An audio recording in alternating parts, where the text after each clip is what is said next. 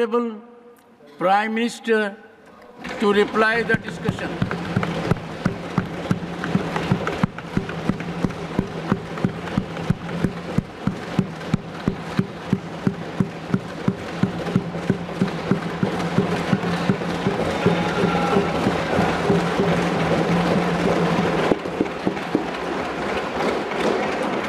आदरणीय सभापति जी, राष्ट्रपति जी के अभिभाषण पर धन्यवाद देने के लिए मैं भी इस चर्चा में शामिल हुआ हूं। राष्ट्रपति महोदया के भाषण में देशवासियों के लिए प्रेरणा भी थी, प्रोत्साहन भी था और एक प्रकार से सत्य मार्ग को पुरस्कृत भी किया गया था। आदरणीय सभापति जी, पिछले 2-2.5 दिन में इस चर्चा में करीब 70 माननीय सांसदों ने अपने विचार रखे हैं। इस चर्चा को समृद्ध बनाने के लिए राष्ट्रपति महोदया के अभिभाषण को व्याख्यायित करने में आप सभी माननीय सांसदों ने जो योगदान दिया है, इसके लिए मैं आप सबका भी आभार व्यक्त करता हूं।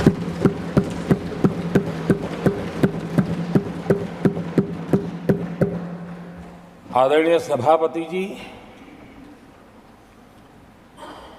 भारत की आजादी के इतिहास में हमारी संसदीय लोकतांत्रिक यात्रा में बहुत दशकों के बाद देश की जनता ने एक सरकार को तीसरी बार देश की सेवा करने का अवसर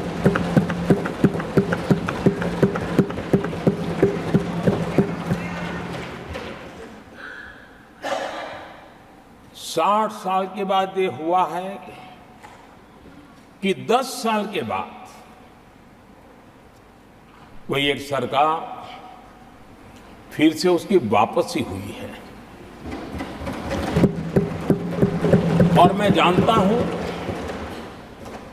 कि भारत के लोकतंत्र की 6 दशक के बाद आई हुई घटना असामान्य घटना है और कुछ लोग जानबूझ करके उससे अपना मुंह फेर करके बैठे रहे। कुछ लोगों को समझ नहीं आया और जिनको समझ आया उन्होंने हो हल्ला उस दिशा में किया कि ताकि देश की जनता की इस विवेक बुद्धि पर, देश की जनता के इस महत्वपूर्ण निर्णय पर कैसे छाया कर दी जाए, कैसे उसको ब्लैकआउट किया जाए, इसकी कोशिश हुई। लेकिन मैं पिछले 2 दिन से देख रहा हूं कि आखिर तक पराजय भी स्वीकार हो रहा है और दबे मन से, कम मन से विजय भी स्वीकार हो रहा है।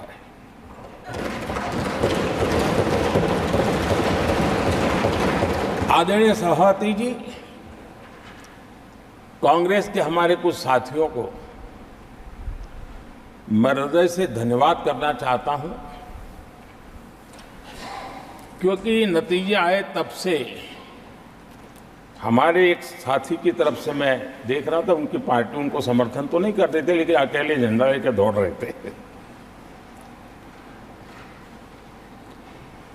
और मैं कहता हूं वो जो कहते थे उनके मुंह में घी शक्कर।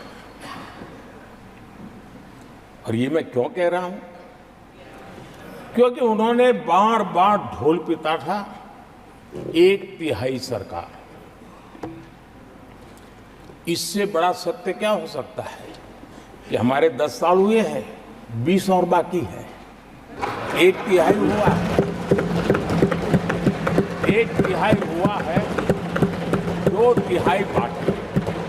और इसलिए उनकी इस भविष्यवाणी को लिए मैं उनके मुंह में घी सकता।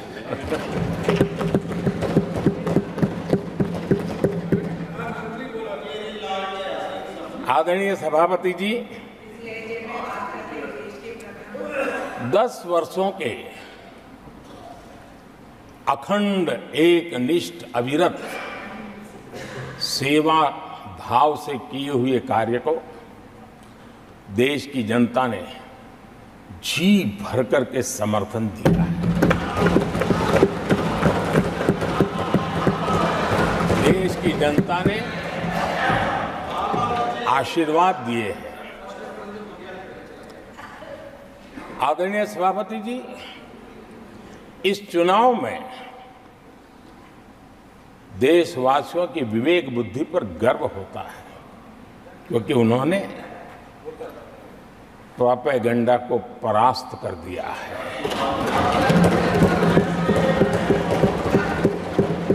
देश की जनता ने परफॉर्मेंस को प्राथमिकता दी है। भ्रम की राजनीति को देशवासियों ने ठुकराया है और भरोसे की राजनीति पर विजय की मोहर लगा।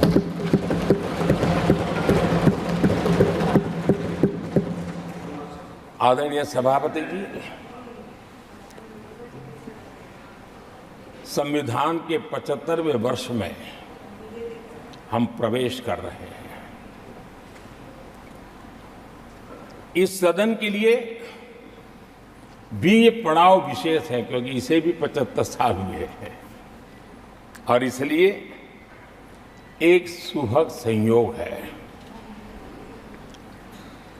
आदरणीय सभापति जी, मेरे जैसे बहुत लोग हैं इस देश के सार्वजनिक जीवन में, जिनके परिवार में कोई गांव का सरपंच भी नहीं रहा है, गांव का प्रधान भी नहीं रहा है, राजनीति से कोई सरोकार नहीं रहा है, लेकिन आज अनेक महत्वपूर्ण पदों पर पहुंच करके देश की सेवा कर रहे हैं। और उसका कारण बाबा साहब आम्बेडकर ने जो संविधान दिया है, उसने हम जैसे लोगों को अवसर दिया। और मेरे जैसे अनेक लोग हैं जिनको बाबा साहब आम्बेडकर द्वारा दिए गए संविधान के कारण यहां तक आने का अवसर मिला है और जनता जनार्दन ने उस पर मोहर लगाई, तीसरी बार आने का मौका मिल गया।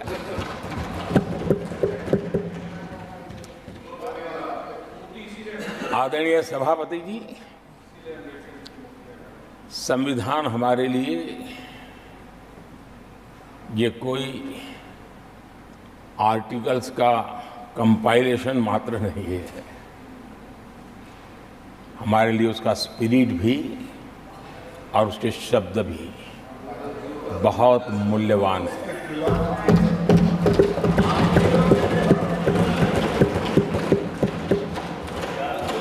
और हमारा मानना है कि किसी भी सरकार के लिए, किसी भी सरकार के नीति निर्धारण में, कार्यकलापों में हमारा संविधान लाइट हाउस का काम करता है, दिशा दर्शक का काम करता है, हमारा मार्गदर्शन करता है। आदरणीय सभापति जी, मुझे याद है मैंने जब लोकसभा में हमारी सरकार की तरफ से कहा गया कि हम 26 नवंबर को संविधान दिवस के रूप में मनाएंगे, तो मैं हैरान हूं जो आज संविधान की प्रत लेकर के कूदते रहते हैं, दुनिया में लहराते रहते हैं। उन लोगों ने विरोध किया था 26 जनवरी तो है, तो संविधान दिवस क्यों लाए? और आज संविधान दिवस के माध्यम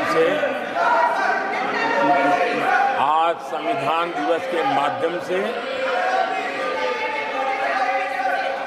देश के स्कूल कॉलेजेस में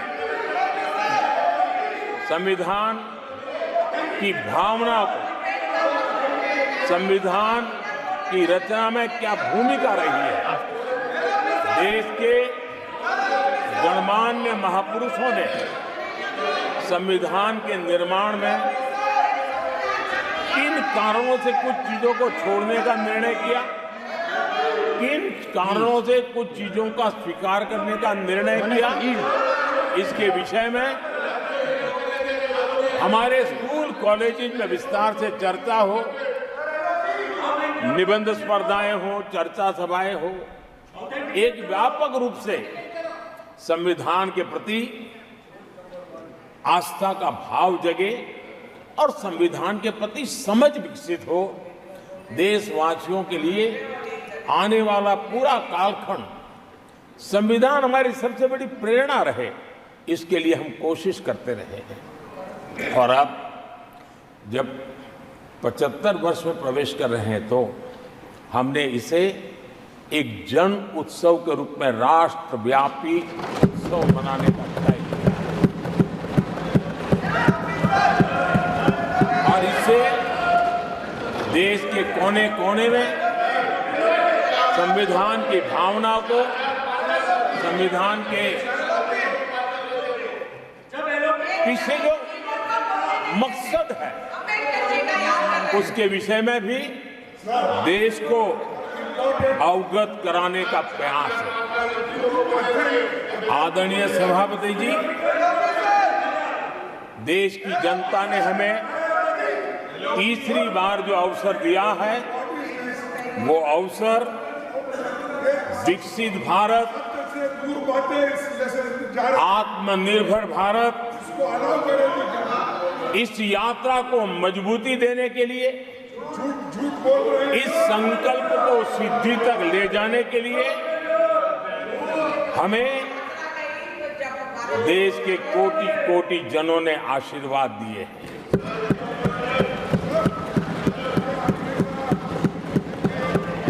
आदरणीय सभापति जी, ये चुनाव 10 वर्ष की सिद्धियों पर तो मोहर है ही, लेकिन ये चुनाव भविष्य के संकल्पों के लिए भी देश की जनता ने हमें चुना, क्योंकि देश की जनता का एकमात्र भरोसा हम पर होने के कारण आने वाले सपनों को, संकल्पों को सिद्ध करने के लिए हमें अवसर दिया। आदरणीय सभापति जी, देश भली भांति जानता है, देश ने पिछले 10 वर्षों में हमारे देश की अर्थव्यवस्था को 10 नंबर से 5 नंबर पर पहुंचाने में सफलता पाई और जैसे जैसे नंबर निकटता की सिद्धि की ओर पहुंचता है, एक की तरफ पहुंचता है, तो चुनौतियां भी बढ़ती हैं और कोरोना के कठिन कालखंड के बावजूद, संघर्ष की वैश्विक परिस्थितियों के बावजूद, तनाव के वातावरण के बावजूद भी हम हमारे देश की अर्थव्यवस्था को 10 नंबर से आज विश्व में 5 नंबर पर पहुंचाने में सफल हुई।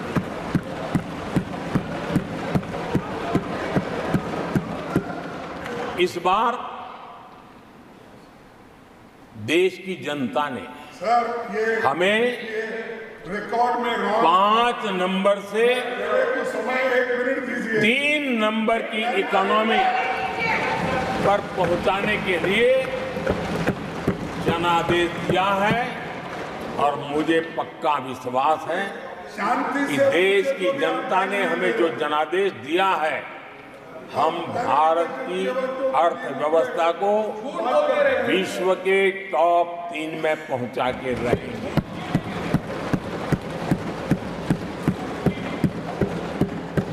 मैं जानता हूं आदरणीय सभापति जी, यहां कुछ ऐसे विद्वान हैं जो ये मानते हैं कि इसमें क्या है, ये तो होने ही वाला है, ये तो अपने आप तीसरे नंबर पे पहुंचने वाली है, ये तो अपने आप हो ही जाएगा, ऐसे विद्वान हैं। अब ये लोग ऐसे हैं जिन्होंने ऑटो पायलट मोड पे सरकार चलाने का या तो रिमोट पायलट पर सरकार चलाने का उनको आदी है, इसलिए वो कुछ करना धरने में विश्वास नहीं करते हैं। वो कुछ करने धरने में विश्वास नहीं करते, वो इंतजार करना जानते हैं। लेकिन हम परिश्रम में कोई कमी नहीं रखेंगे।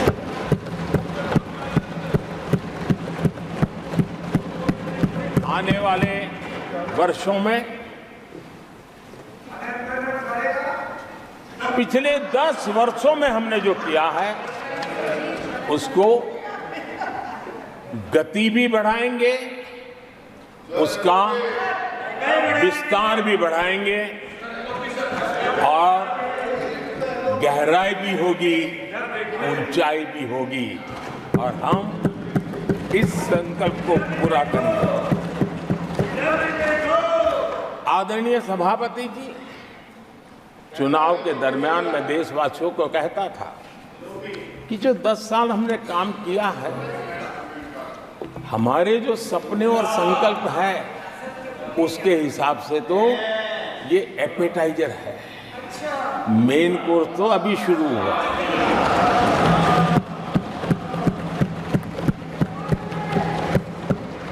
आदरणीय सभापति जी, आने वाले 5 साल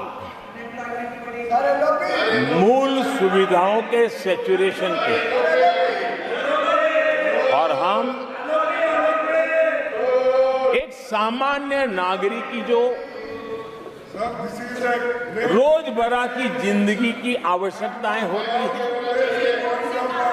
एक गरिमापूर्ण जीवन जीने के लिए जिन व्यवस्थाओं की, जिन सुविधाओं की, जिस प्रकार के गवर्नेंस की आवश्यकताएं होती हैं, हम इन मूलभूत सुविधाओं के सैचुरेशन का युग के रूप में उसको परिवर्तित करना चाहते हैं।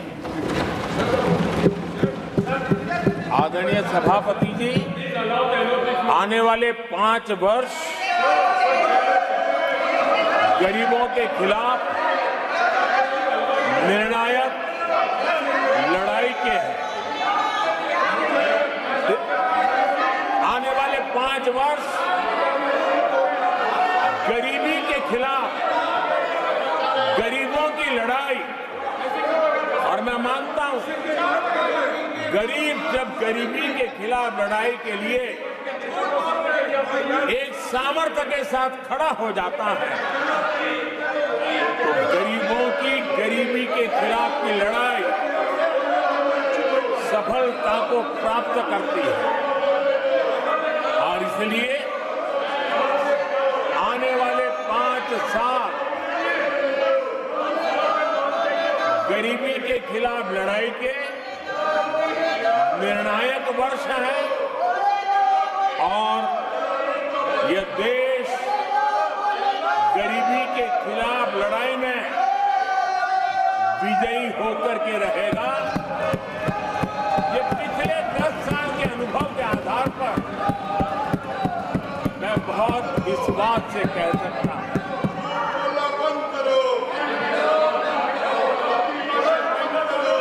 आदरणीय सभापति जी, जब देश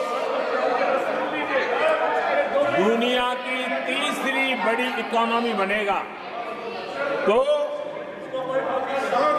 इसका लाभ, इसका प्रभाव जीवन के हर क्षेत्र पर पड़ने वाला है। विकास के विस्तार के अनेक अवसर उपलब्ध होने वाले हैं और इसलिए जब हम दुनिया की तीसरे नंबर की इकोनॉमी बनेंगे तब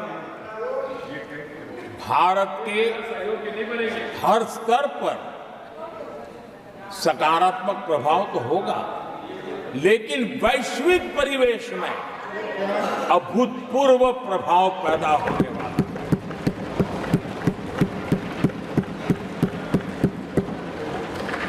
आदरणीय सभापति जी, हम आने वाले कालखंड में नए स्टार्टअप्स का, नई कंपनियों का वैश्विक उभार देख रहे हैं और मैं देख रहा हूं कि आने वाले कालखंड में हमारे टियर 2, टियर 3 सिटीज भी ग्रोथ इंजन की भूमिका में देश में बहुत बड़ा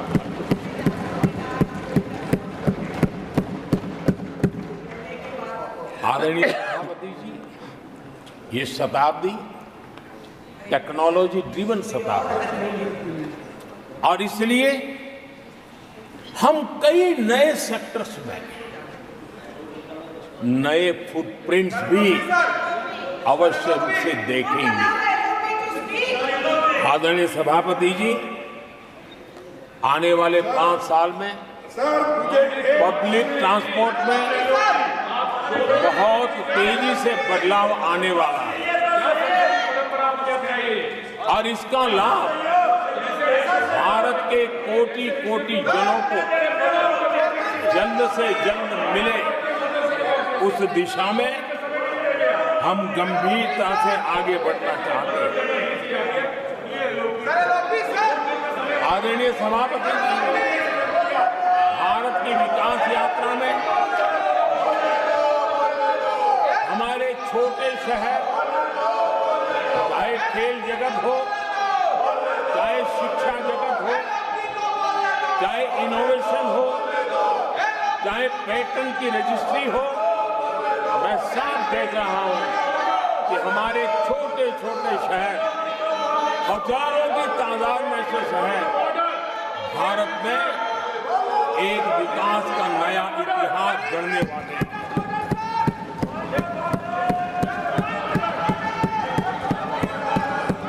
आदरणीय सभापति जी, मैंने पहले भी कहा है कि भारत के विकास यात्रा में 4 प्रमुख स्तंभ, उसका सशक्तिकरण, उनको अवसर, ये बहुत बड़ी ताकत देने वाले हैं। आदरणीय सभापति जी, हमारे देश के किसान, हमारे देश के गरीब, हमारे देश के युवा और हमारे देश की नारी शक्ति, आदरणीय सभापति जी, हमने हमारी विकास यात्रा में हमारा जो फोकस है उसको हमने रेखांकित किया है। आदरणीय सभापति जी, यहाँ भी कई साथियों ने खेती और किसानी को लेकर के हर एक ने विस्तार से अपने विचार रखे हैं और अनेक बातें सकारात्मक रूप से भी रखी है। मैं किसानों को लेकर सभी सदस्यों को और उनकी भावनाओं का आदर करता हूं। बीते 10 वर्ष में हमारी खेती हर प्रकार से लाभकारी हो, किसान को लाभकारी हो, उस पर हमने हमारा ध्यान केंद्रित किया है। अनेक योजनाओं से उसको हमने ताकत देने का प्रयास किया है।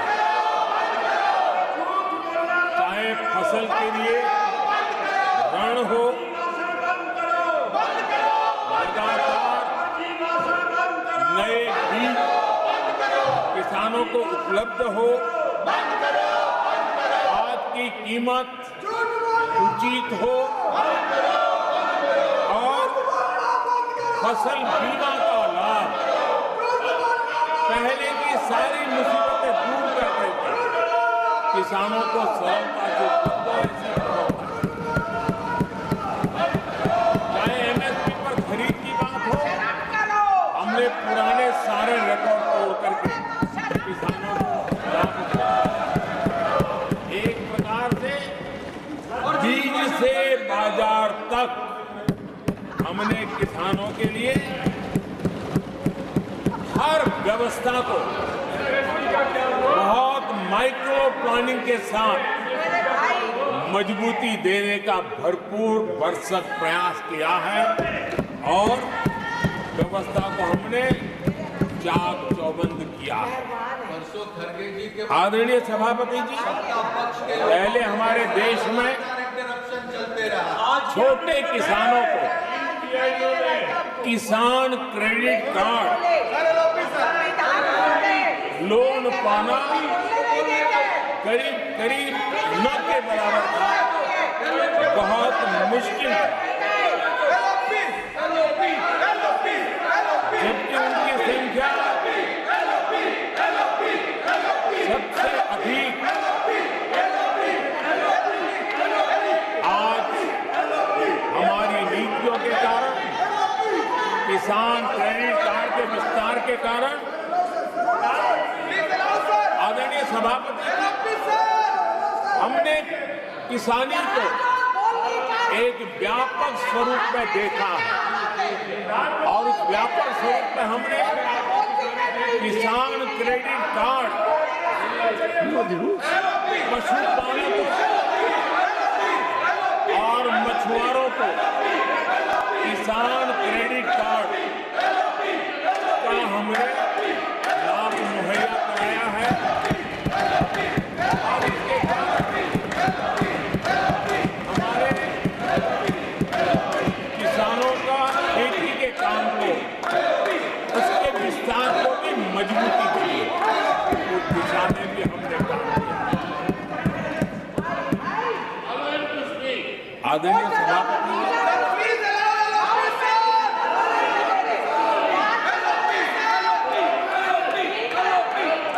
कांग्रेस के कार्यकाल में 10 साल में एक बार किसानों की कर्ज माफी की बहुत डोल पिटे गए और एक बढ़ चढ़ करके बातें बता करके किसानों को गुमराह करने का भरसक प्रयास किया गया था।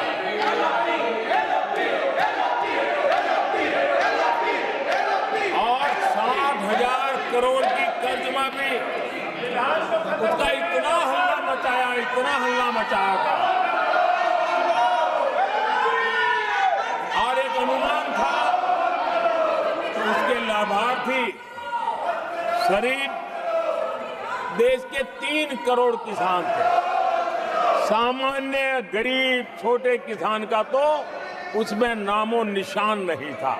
जिसको सबसे जरूरत थी, इसकी उनकी योजना में कोई परवाह नहीं थी और उन तक कोई लाभ पहुंच भी नहीं पाया था।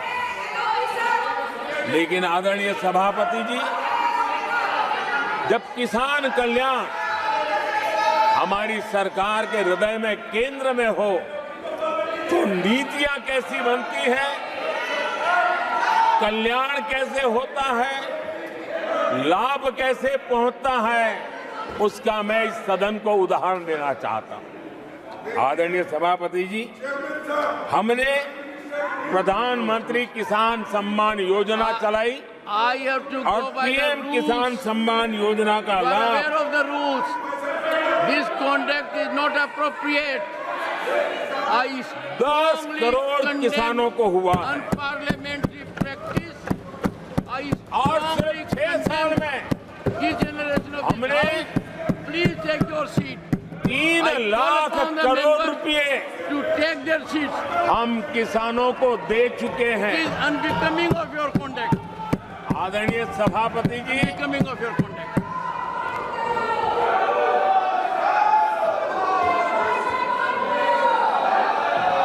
आदरणीय सभापति जी, देश देख रहा है,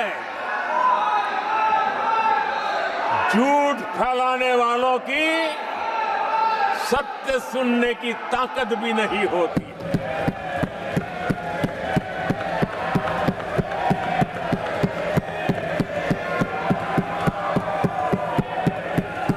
जिनका सत्य से मुकाबला करना, इसके लिए जिनके हौसले नहीं है, वो बैठ करके इतनी चर्चा के बाद उन्होंने उठाए हुए सवालों के जवाब भी सुनने की हिम्मत नहीं है। इन्होंने ये अपर हाउस को अपमानित कर रहे हैं। इस अपर हाउस की महान परंपरा को अपमानित कर रहे हैं। आदरणीय सभापति जी, देश की जनता ने हर प्रकार से उनको इतना पराजित कर दिया है कि अब उनके पास गली मोहल्ले में चीखने के सिवाय कुछ बचा नहीं। नारेबाजी, हो हल्ला और मैदान छोड़ के भाग जाना, यही उनके नसीब में लिखा हुआ है। माननीय सदस्यगण, अत्यंत दर्दनाक, पीड़ादायक, अमर्यादित आचरण से देखकर मैं हूं। शासन तीसरे निरंतर लगातार काल में है, 6 दशक के बाद। मैंने चर्चा की और मैंने अनुरोध किया कि प्रतिपक्ष के नेता को बिना बेरोक टोक बोलने का सुअवसर दिया। आज वो सदन छोड़कर नहीं गए हैं, मर्यादा छोड़कर गए हैं। आज उन्होंने मुझे पीठ नहीं दिखाई है, भारत के संविधान को पीठ दिखाई है। आज उन्होंने मेरा अनादर और आपका अनादर नहीं किया है, उस शपथ का अनादर किया है जो संविधान के तहत ली है। भारत के संविधान की इससे बड़ी अपमानित बात नहीं हो सकती। ऐसा कैसे हो सकता है? House of elders, the upper house, हमें देश का मार्गदर्शन करना है। मैं उनके आचरण की भर्त्सना करता हूं। देश के 140 करोड़ लोग इसे हाथ होंगे। सदन का मतलब है सत्ता पक्ष की बात सुनो जब आपने अपनी पूरी बात कह दी। माननीय सदस्यगण, आप सब जानते हैं कल देर रात तक चर्चा रखी गई, हर सदस्य को मौका दिया गया। It is an occasion where they have challenged Indian Constitution. They have outraged the spirit of Indian Constitution. They have disregarded the oath they have undertaken. मैं इस कुर्सी पर बैठकर इतना दुखी हूं कि भारत के संविधान का इतना बड़ा अपमान, इतना बड़ा मजाक। भारत का संविधान हाथ में रखने की किताब नहीं है, जीने की किताब है। मैं आशा करता हूं कि वो आत्मचिंतन करेंगे, मंथन करेंगे, अपने दिल को टटोलेंगे और कर्तव्य पर आएंगे। माननीय प्रधानमंत्री जी,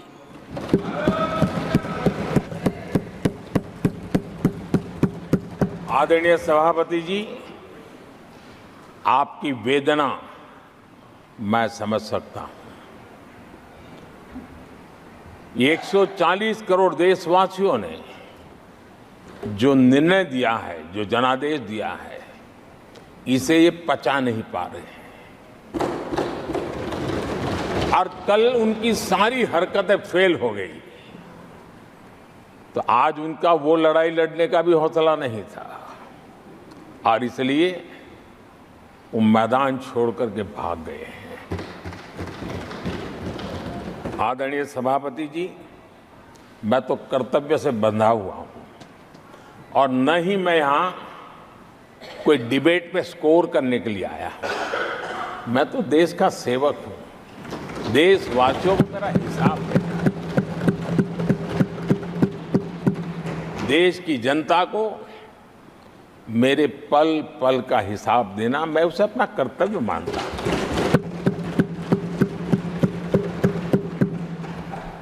आदरणीय सभापति जी, वैश्विक परिस्थितियां ऐसी पैदा हुई कि फर्टिलाइजर के लिए बहुत बड़ा संकट पैदा हुआ।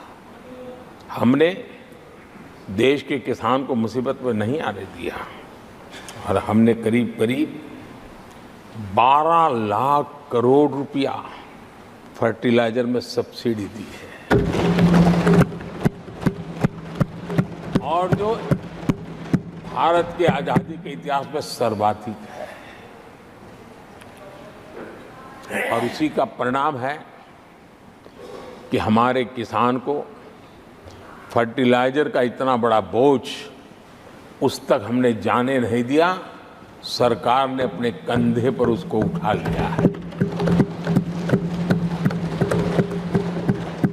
आदरणीय सभापति जी, हमने एमएसपी में भी रिकॉर्ड बढ़ोतरी की है।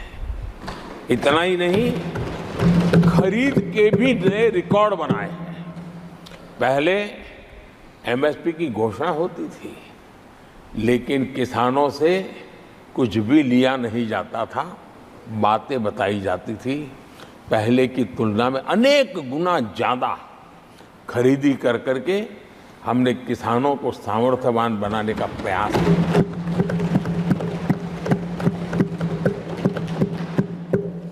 आदरणीय सभापति जी, 10 वर्षों में हमने कांग्रेस सरकार की तुलना में धान और गेहूं किसानों तक 2.5 गुना अधिक पैसा पहुंचाया और हम आने वाले 5 साल सिर्फ इसी का इंक्रीमेंटल वृद्धि करके रुकना नहीं चाहते।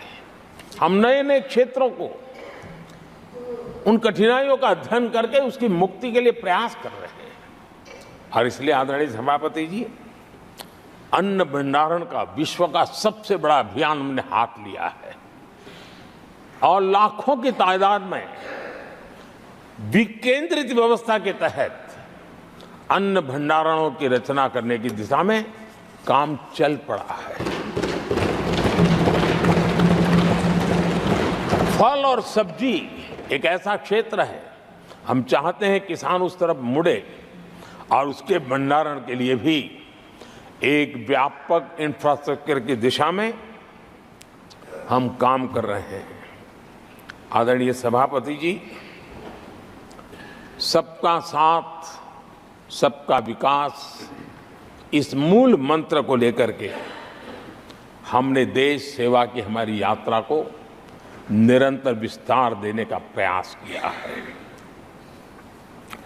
देशवासियों को गरिमापूर्ण जीवन देना ये हमारी प्राथमिकता रही है। आजादी के बाद अनेक दशकों तक जिनको कभी पूछा नहीं गया, आज मेरी सरकार उनको पूछती तो है, उनको पूजती भी है।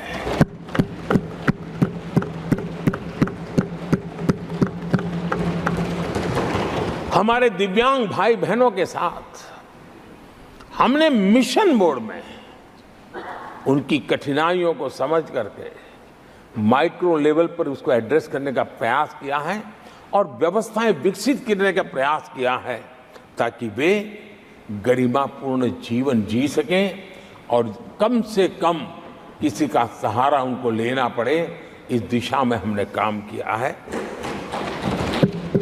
आदरणीय सभापति जी, हमारे समाज में किसी न किसी कारणवश एक उपेक्षित वर्ग, यानी एक प्रकार से समाज में बार बार हरदूत होने वाला वर्ग, वो ट्रांसजेंडर वर्ग है।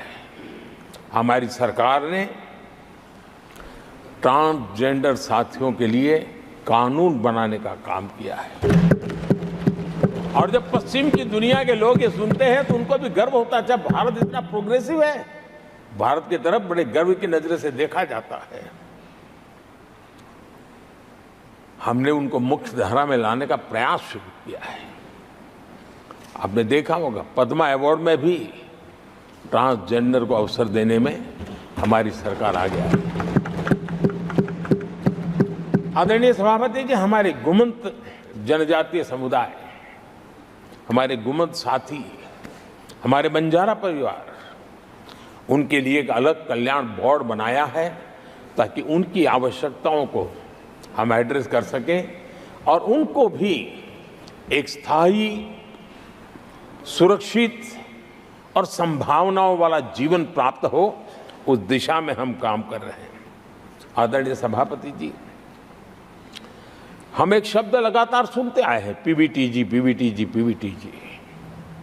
हमारे जनजातीय समूह में ये सबसे पीछे रहा हुआ और आजादी के इतने सालों के बाद भी जिन्होंने उनको निकट से देखा होगा, पता चलता है कि कैसी हालत में जीते हैं। उनकी तरफ किसी ने नहीं देखा। हमने एक विशेष व्यवस्था की है और पीएम जनमन योजना के तहत 24,000 करोड़ रुपए, ये समुदाय बिखरा हुआ है, छोटी संख्या में है, वोट की उनकी ताकत नहीं है और यहाँ देश की परंपरा है जिसकी वोट की ताकत है उसी की चिंता करना, लेकिन समाज के ऐसे अति पिछड़े लोगों की कोई चिंता नहीं करता था। हमने वो चिंता की है क्योंकि हम वोट की राजनीति नहीं करते, हम विकास की राजनीति करते हैं। आदरणीय सभापति जी, हमारे देश में पारंपरिक पारिवारिक कौशल्य भारत की विकास यात्रा का और व्यवस्था का एक अंग रहा है। जो हमारा विश्वकर्मा समूह है, जिनके पास परंपरागत से हुनर है और जो समाज की आवश्यकताओं को पूरी करता है, लेकिन उनको कभी एड्रेस नहीं किया गया। हमने करीब करीब 13,000 करोड़ रुपए की योजना से विश्वकर्मा समुदाय को आधुनिकता की तरफ ले जाना, उनके अंदर प्रोफेशनलिज्म आई। आदरणीय सभापति जी, गरीबों के नाम पर बैंकों का राष्ट्रीयकरण तो कर दिया गया था, लेकिन मेरे रेहड़ी पटरी वालों को कभी बैंक के दरवाजे तक देखने की हिम्मत नहीं होती थी, हालत थी। पहली बार देश में पीएम स्वनिधि योजना के तहत रेहड़ी पटरी वालों की चिंता की गई है और आज वो ब्याज के कुचक्र से बाहर आकर के अपने परिश्रम से और ईमानदारी से जो रेहड़ी पटरी वालों को बैंकों से लोन मिले हैं, वे लगातार, बैंक वाले भी खुश हैं, लेने वाले भी खुश हैं। और जो कल फुटपाथ पर रेहड़ी बैठता था, आज एक छोटी दुकान दिशा में बनाने की दिशा में आगे बढ़ रहा है। जो पहले खुद मजदूरी करता था, आज एक आध दो को रोजगार देने की दिशा में काम कर रहा है। और यही कारण है कि गरीब हो, दलित हो, पिछड़े हो, आदिवासी हो, महिला हो, उन्होंने हमारा भारी समर्थन किया है। आदरणीय सभापति जी, हम विमेन लेड डेवलपमेंट की बात करते हैं। दुनिया के प्रगतिशील देशों के लिए भी विमेन डेवलपमेंट तो बहुत स्वाभाविक स्वीकार करते हैं, लेकिन विमेन लेड डेवलपमेंट की बात करते हैं तो उनके भी उत्साह में थोड़ी कमी नजर आती है। ऐसे समय भारत ने नारा नहीं, निष्ठा के साथ विमेन लेड डेवलपमेंट की ओर कदम बढ़ाए और महिला सशक्तिकरण का लाभ आज दिख रहा है, हर क्षेत्र में दिख रहा है और भारत की विकास यात्रा में वो कंट्रीब्यूट कर रहा है। मैं आदरणीय सांसद सुधा मूर्ति जी का आभार व्यक्त करता हूं कि कल उन्होंने चर्चा में महिलाओं के आरोग्य के विषय पर बल दिया था और उसका महात्म्य क्या है, उसकी आवश्यकता क्या है, उस पर बड़े विस्तार से उन्होंने कहा था। और उन्होंने एक बात ये भी बड़ी इमोशनल बताई थी कि माँ अगर चली गई तो उसका कोई उपाय नहीं होता, फिर नहीं मिल सकती। ये भी बड़ी भावात्मकता से उन्होंने बताया था। विमेन हेल्थ, सैनिटेशन, वेलनेस पर हमने 10 वर्षों में एक प्रायोरिटी सेक्टर के लिए आपने काम किया है। आदरणीय सभापति जी, टॉयलेट हो, सैनिटरी पैड्स हो, गैस कनेक्शन हो, प्रेगनेंसी के दौरान वैक्सीनेशन की व्यवस्था हो और इसका फायदा हमारे देश की माताओं बहनों को मिला है। आदरणीय सभापति जी, आरोग्य के साथ साथ महिलाएं आत्मनिर्भर बने, उस दिशा में भी हम लगातार काम कर रहे हैं। बीते वर्षों में हमने जो 4 करोड़ घर बनाए हैं, उसमें से ज्यादातर घर हमने महिलाओं के नाम पर रखे। बैंकों में खाते खुलने से, मुद्रा और सुकन्या समृद्धि जैसी योजना से आर्थिक फैसलों में महिलाओं की भूमिका भी बढ़ी है, भागीदारी भी बढ़ी है और एक प्रकार से वो परिवार में भी अब निर्णय प्रक्रिया का हिस्सा बनने लगी है। आदरणीय सभापति जी, विमेन सेल्फ हेल्प ग्रुप्स, उससे जुड़ी 10 करोड़ बहनें, उनका आत्मविश्वास तो बढ़ा ही बढ़ा है, उनकी आय भी बढ़ी है। अभी तक 1 करोड़ बहनें जो ये सेल्फ हेल्प ग्रुप में काम करती हैं, छोटा छोटा गांव में कारोबार करती है, मिल करके करती है, किसी गांव वालों की भी नजर नहीं जाती इनकी तरफ। आज मैं बड़े गर्व से कह सकता हूं कि उन्हीं में से 1 करोड़ बहनें लखपति दीदी बनी और हम आने वाले समय में ये आंकड़ा 3 करोड़ बहनों को लखपति दीदी बनाने की दिशा में बढ़ा रहे हैं। आदरणीय सभापति जी, सरकार का प्रयास है कि हर नए सेक्टर को हमारी महिलाएं लीड करें, वो अगुवाई करें, उस दिशा में हम प्रयास कर रहे हैं। नई टेक्नोलॉजी आती है, लेकिन महिलाओं के नसीब बहुत बहुत आखिर में आती है। हमारी कोशिश है कि नई टेक्नोलॉजी का पहला अवसर हमारी महिलाओं के हाथ लगे और वे इसको और इसी के तहत नमो ड्रोन दीदी ये अभियान बहुत सफलतापूर्वक आगे बढ़ा है और आज गांव में किसानों को मदद करने का टेक्नोलॉजी के माध्यम से काम गांव की हमारी महिलाएं कर रही। और मैं जब उनसे बात कर रहा तो मुझे कह रही है, अरे साहब हम तो कभी साइकिल भी नहीं चलाना जानते थे, आपने हमें पायलट बना दिया है और पूरा गांव हमें पायलट दीदी के नाम से जानने लगा। और इस गरिमापूर्ण बात उनके जीवन में आगे बढ़ने के लिए बहुत बड़ी ताकत बन जाता है, एक बहुत बड़ा ड्राइविंग फोर्स बन जाता है। आदरणीय सभापति जी, देश का दुर्भाग्य है कि ऐसे संवेदनशील मामलों में भी राजनीति जब होती है तब देशवासियों को और विशेषकर महिलाओं को अकल्प पीड़ा होती है। ये जो महिलाओं के साथ होते अत्याचार में विपक्ष का जो सिलेक्टिव रवैया है, ये सिलेक्टिव रवैया बहुत ही चिंताजनक है। आदरणीय सभापति जी, मैं आपके माध्यम से देश को बताना चाहता हूं, मैं किसी राज्य के खिलाफ नहीं बोल रहा, न ही मैं कोई राजनीतिक स्कोर करने के लिए बोल रहा हूं, लेकिन कुछ समय पहले मैंने बंगाल से आई कुछ तस्वीरों को सोशल मीडिया पे वीडियो देखा।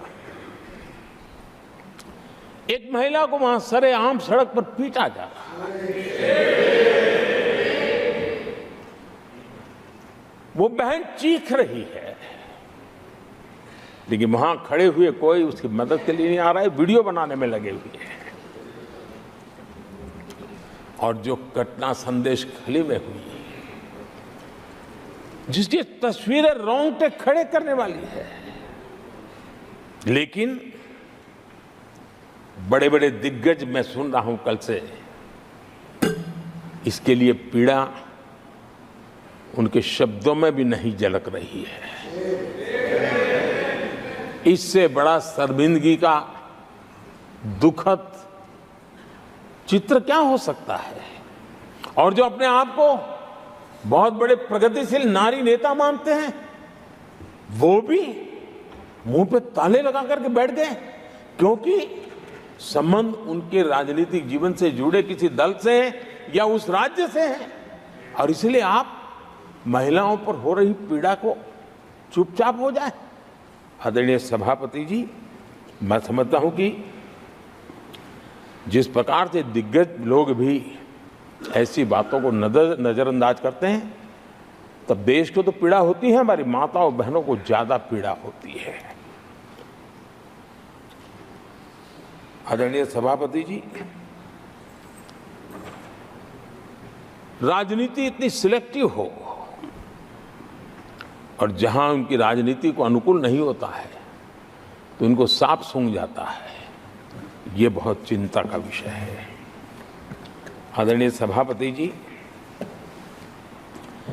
भारत की जनता ने तीसरी बार पूर्ण बहुमत की स्थिर सरकार चुनकर देश में तो स्थिरता और निरंतरता को तो आदेश दिया ही है, लेकिन इस चुनाव के नतीजों ने विश्व को आश्वस्त किया है। आदरणीय सभापति जी,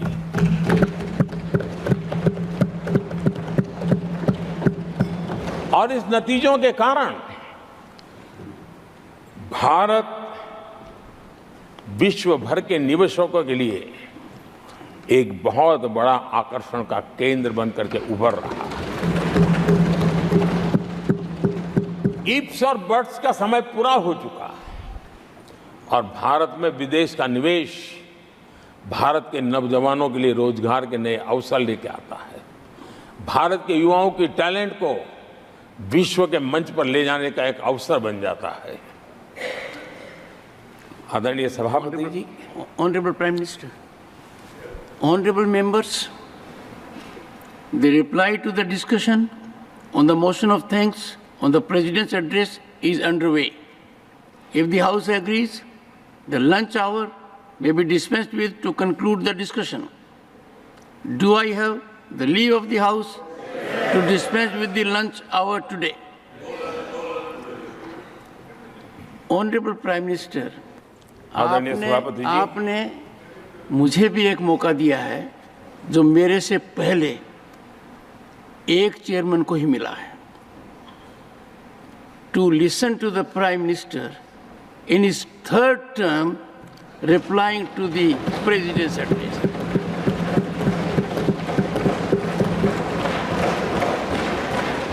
और आपसे इंस्पिरेशन लेकर आप देखिए, टेबल के ऊपर हमने पुरुषों का 1/3 रिजर्वेशन कर दिया है। Honourable prime minister. आदरणीय सभापति जी, वैश्विक अर्थव्यवस्थाओं में संतुलन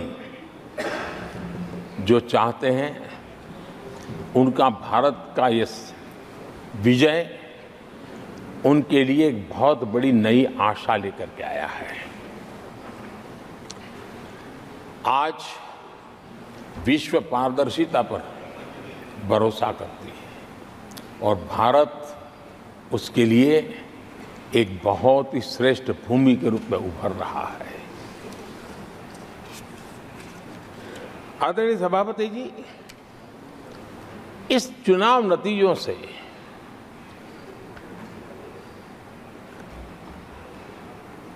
जो कैपिटल मार्केट है उसमें तो उछाल नजर आ ही रहा है, लेकिन दुनिया में भी बहुत बड़ा उमंग और आनंद का माहौल है।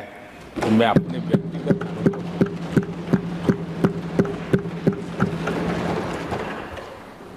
लेकिन इस बीच हमारे कांग्रेस के लोग भी खुशी में मगन है। मैं समझ नहीं पाता हूं कि ये खुशी का कारण क्या है, और इस पर कई सवाल है। क्या ये खुशी हार की हैट्रिक पर है? क्या ये खुशी नर्वस 90 के शिकार होने पर है? क्या ये खुशी एक और असफल लॉन्च की है? आदरणीय सभापति जी, मैं देख रहा था ये उत्साह उमंग से खड़गे जी भी बड़े नजर आ रहे थे, लेकिन शायद खड़गे जी ने उनकी पार्टी की बड़ी सेवा की है, क्योंकि जो ये पराजय का ठिकरा जिन पर फूटना चाहिए था, उनको उन्होंने बचा लिया और खुद दीवार पर के खड़े हो गए।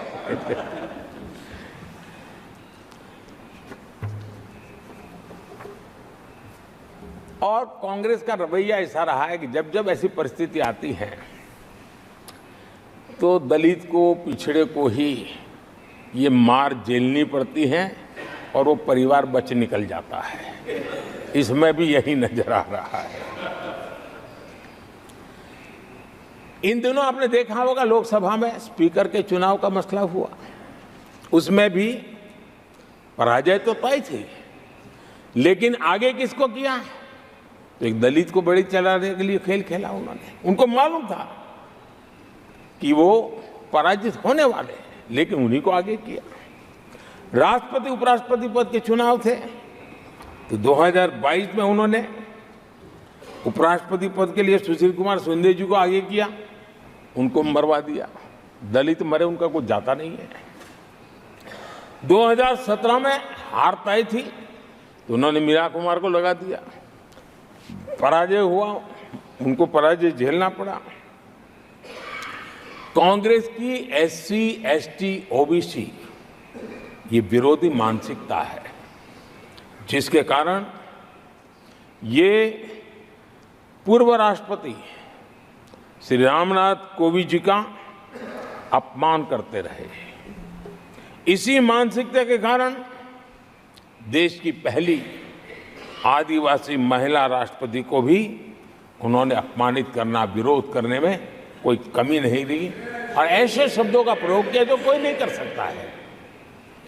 आदरणीय सभापति जी, ये संसद, ये उच्च सदन सार्थक वाद विवाद संवाद और इस मनोमंथन में से अमृत निकाल करके देशवासियों देने के लिए है। ये देश का सबसे बड़ा मंच माना जाएगा। लेकिन जब मैंने कई वरिष्ठ नेताओं की बातें सुनी पिछले 2 दिन में, सिर्फ मुझे ही नहीं पूरे देश को निराशा हुई है। यहां कहा गया कि ये देश के इतिहास का पहला चुनाव था जिसका मुद्दा संविधान की रक्षा था। मैं जरा उन्हें याद कराना चाहता हूं, क्या अब भी ये फेक नैरेटिव चलाते रहोगे क्या आप भूल गए 1977 का चुनाव? अखबार बंद थे, रेडियो बंद थे, बोलना भी बंद था और एक ही मुद्दे पर देशवासियों ने वोट किया था, लोकतंत्र की पुनर्स्थापना के लिए वोट किया था। संविधान की रक्षा के लिए पूरे विश्व में इससे बड़ा कभी चुनाव नहीं हुआ है और भारत के लोगों की रगों में लोकतंत्र किस प्रकार से जीवित है वो 1977 के चुनाव ने दिखा दिया। लेकिन आप गुमराह करे हो देश को। मैं मानता हूं कि संविधान की रक्षा का वो सबसे बड़ा चुनाव था और उस समय देश की विवेक बुद्धि ने संविधान की रक्षा के लिए उस समय सत्ता पर बैठे हुए लोगों को उखाड़ करके फेंक दिया था। और इस बार अगर संविधान की रक्षा का चुनाव था तो देशवासियों ने संविधान की रक्षा के लिए हमें योग्य पाया है। संविधान की रक्षा के लिए देशवासियों को हम पर भरोसा है। कहां अगर संविधान की रक्षा कोई कर सकता है तो यही लोग कर सकते हैं और देशवासियों ने हमें जनादेश दिया है। आदरणीय सभापति जी,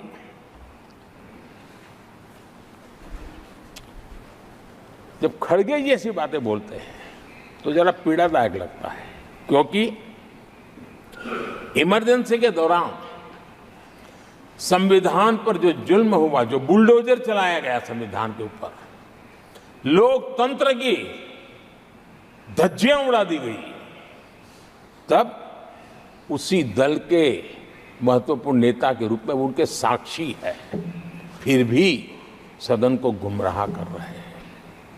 आदरणीय सभापति जी, आपातकाल को मैंने बहुत निकट से देखा है। करोड़ों लोगों को कल्पना भार की यातनाएं दी गई है, उनका जीना मुश्किल कर दिया गया था और जो संसद के अंदर होता था वो तो रिकॉर्ड पर है।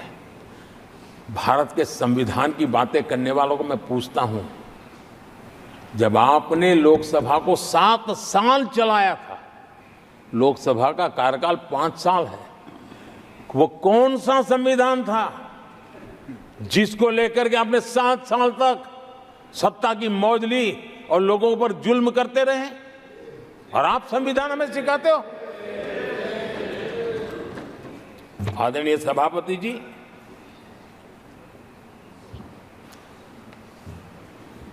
दर्जनों आर्टिकल्स पर, यानी संविधान की आत्मा को छिन्न विच्छिन्न करने का पाप इन्हीं लोगों ने उस कालखंड में किया था। 38वां, 39वां और 42वां संविधान संशोधन, और उस संशोधन में यानी मिनी कॉन्स्टिट्यूशन, यानी मिनी कॉन्स्टिट्यूशन के रूप में कहा जाता था। ये सब क्या था? आपके मुंह में संविधान की रक्षा शब्द शोभा नहीं देता है, ये पाप कर करके आप बैठे हुए लोग हो। इमरजेंसी में पिछली सरकार में 10 साल ये कैबिनेट में थे खड़गे जी, क्या हुआ था? प्रधानमंत्री संवैधानिक पद है, प्रधानमंत्री के पद के ऊपर एनएसी बैठ जाना, ये कौन से संविधान में से लाए थे व्यवस्था? किस संविधान में से बनाया था आप लोगों ने? आपने देश के प्रधानमंत्री पद की गरिमा को चकनाचूर कर दिया था और रिमोट पायलट बनकर के आप उसके माथे पर बैठ गए थे। कौन सा संविधान आपको अनुमति देता है? आदरणीय सभापति जी, जरा ये बताएं हमको, वो कौन सा संविधान है जो एक सांसद को कैबिनेट के निर्णय को सार्वजनिक रूप से फाड़ देने का हक दे देता है? वो कौन सा संविधान था? किस हैसियत से फाड़ा गया था? आदरणीय सभापति जी, हमारे देश में लिखित रूप में प्रोटोकॉल की व्यवस्था है। राष्ट्रपति, उपराष्ट्रपति, प्रधानमंत्री, स्पीकर सब कैसे कहां होते हैं? कोई मुझे बताएं कि संविधान की मर्यादाओं को तार तार करके प्रोटोकॉल में एक परिवार को प्राथमिकता कैसे दी जाती थी? कौन सा संविधान था? संवैधानिक पदों पर बैठे हुए लोगों बाद में, एक परिवार के लोग पहले। कौन से संविधान की मर्यादा रखी थी आपने? और आज संविधान की बातें करते हैं, संविधान लहराते हैं, जय संविधान कहते हैं। अरे आप लोग तो India is Indira, Indira is India के नारे लगा करके जिए हो। आपको संविधान की कोई आदर भाव कभी व्यक्त कर नहीं पाए हो।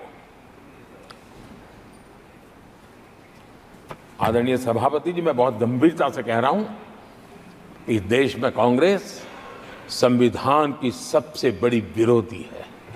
उसके जहन में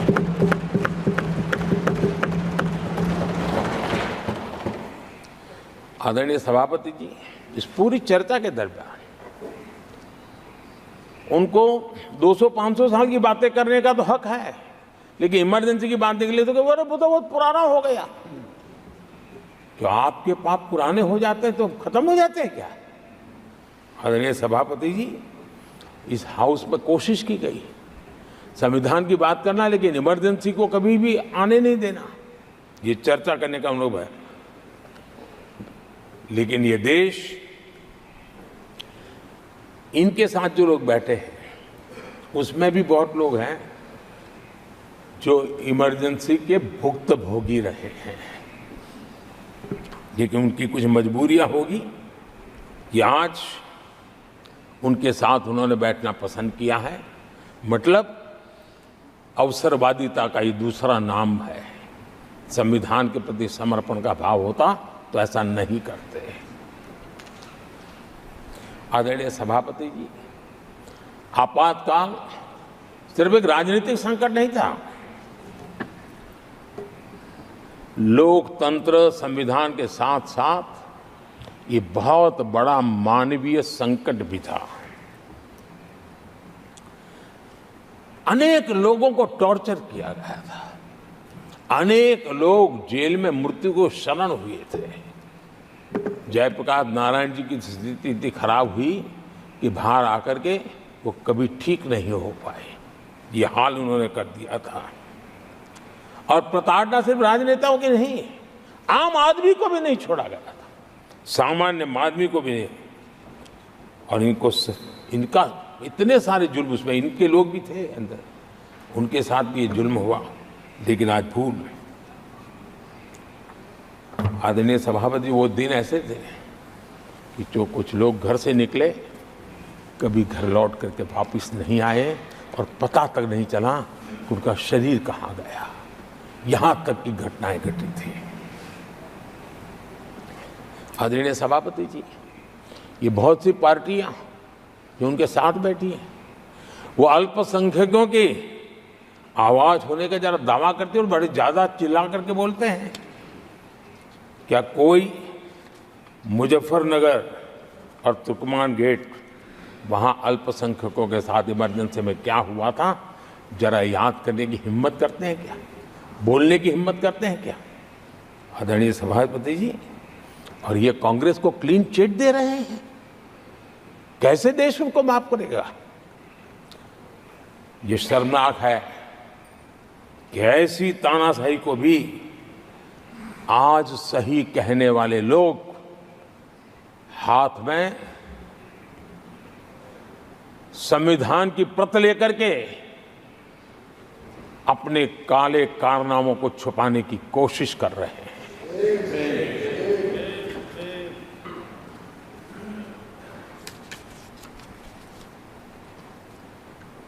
आदरणीय सभापति जी,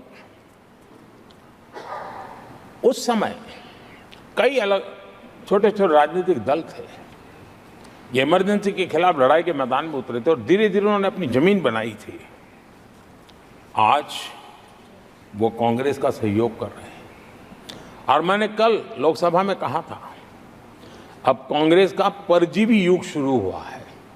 ये परजीवी कांग्रेस है, जहां वो खुद अकेले लड़े वहां उनका स्ट्राइक रेट शर्मजनक है और जहां किसी के सहारे, किसी के कंधे पर बैठने का मौका मिला वहीं पर से बच करके आए हैं। देश की जनता ने आज भी उनको स्वीकार नहीं किया है, वो किसी की आड़ में आए हैं। ये कांग्रेस परजीवी है, किसी और के कारण सहयोगी दलों के वोट खा करके वो जरा फली फूली है ऐसा दिखता है। और कांग्रेस का परजीवी होने का कारण उनके अपने कारनामों से है। वो देश की जनता का विश्वास नहीं लेता है, वो जोड़ तोड़ करके बचने का रास्ता खोज रहे हैं। जनता जनार्दन का विश्वास जीतने के लिए इनके पास कुछ नहीं है, इसलिए फेक नैरेटिव के द्वारा, फेक वीडियो के द्वारा देश को भ्रमित करके, गुमराह करके अपने कारनामे करने की आदत है। आदरणीय सभापति जी, इस सदन में, ये उच्च सदन है, यहां विकास के विजन पर चर्चा होना स्वाभाविक अपेक्षित है, लेकिन भ्रष्टाचार के गंभीर आरोपों से घिरे लोग, ये कांग्रेस वाले भ्रष्टाचारी बचाओ आंदोलन चलाने लग गए हैं बेशर्मी के साथ। जिनको सजाएं मिली है भ्रष्टाचार में, इनके साथ तस्वीरें निकालने में उनको मजा आ रहा है। पहले ये लोग हमको पूछते थे, बातें तो बड़ी करते थे, भ्रष्टाचारियों पर कार्रवाई क्यों नहीं होती है? और जब भ्रष्टाचारी जेल जा रहे हैं तो हंगामा कर रहे हैं, क्या आप लोगों को जेल क्या भेज रहे हो? आदरणीय सभापति जी, यहां चर्चा के दौरान केंद्र की जांच एजेंसियों पर आरोप लगाए गए हैं। जांच एजेंसियों का ये सरकार दुरुपयोग कर रही है, ऐसा कहा गया है। आदरणीय सभापति जी, अब आप मुझे बताइए, भ्रष्टाचार करे आप, शराब घोटाला करे आप, बच्चों के क्लास के बनाने में घोटाला करे आप, पानी तक में घोटाला करे आप, आपकी शिकायत करे कांग्रेस, आपको कोर्ट में घसीट करके ले जाए कांग्रेस, और अब कार्रवाई हो तो गाली दे मोदी को।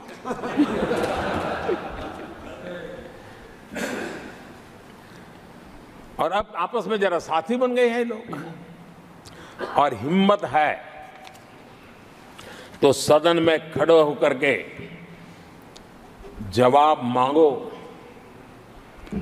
कांग्रेस पार्टी से मैं आप वालों से कहता हूं, कांग्रेस भी बताएं कि आपने प्रेस कॉन्फ्रेंस करके आपके घोटालों के इतने सारे सबूत देश के सामने रखे थे।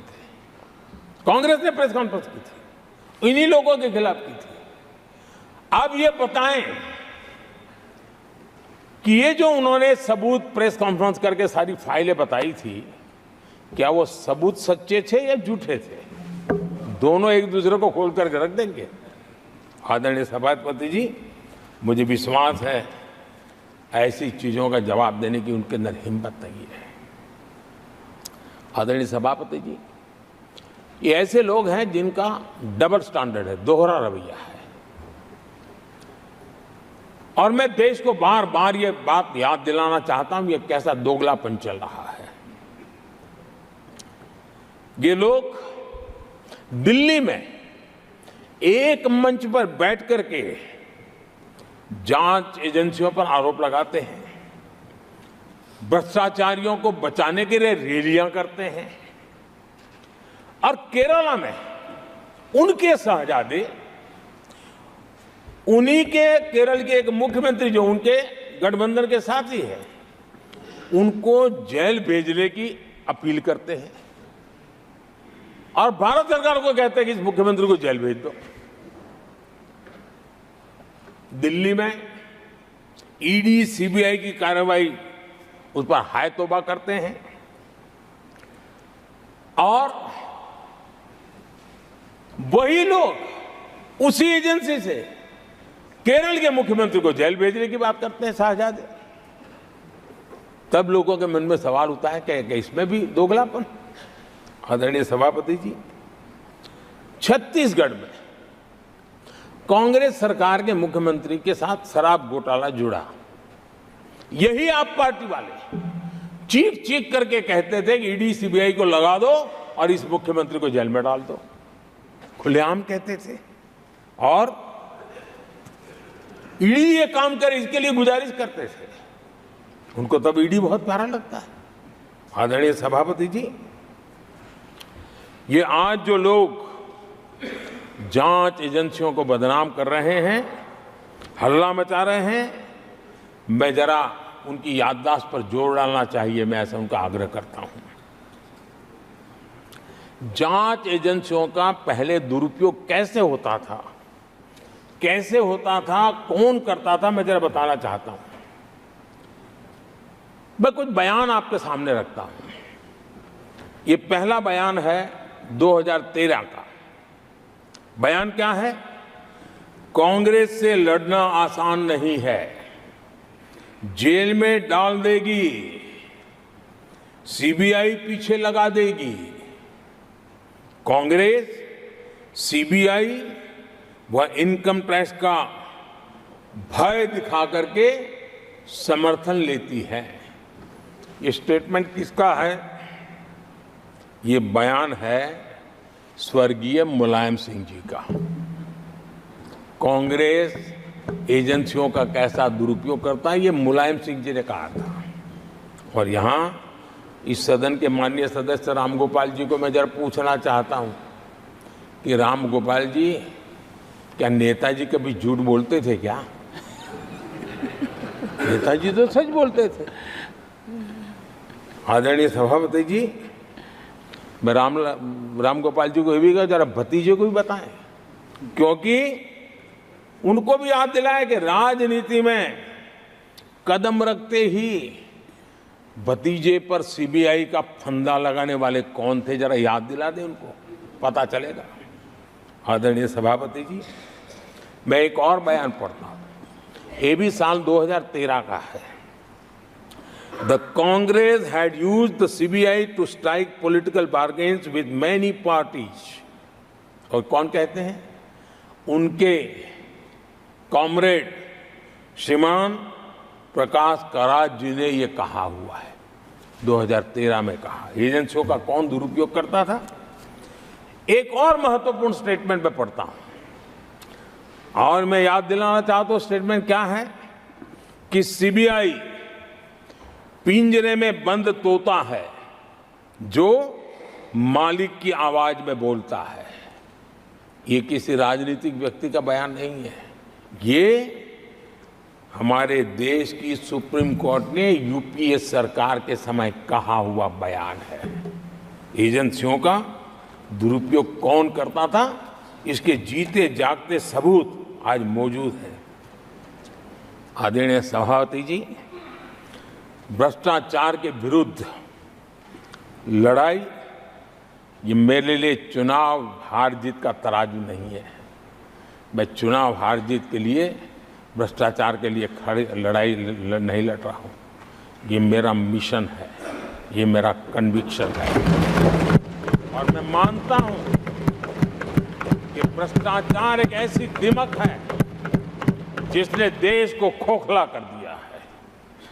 इस देश को भ्रष्टाचार से मुक्ति दिलाने के लिए, भ्रष्टाचार के प्रति सामान्य मानव के मन में नफरत पैदा करने के लिए मैं जी जान से जुटा हुआ हूं और मैं इस पवित्र कार्य मानता हूं। 2014 में जब हमारी सरकार बनी तो हमने दो बड़ी बातें कही थी।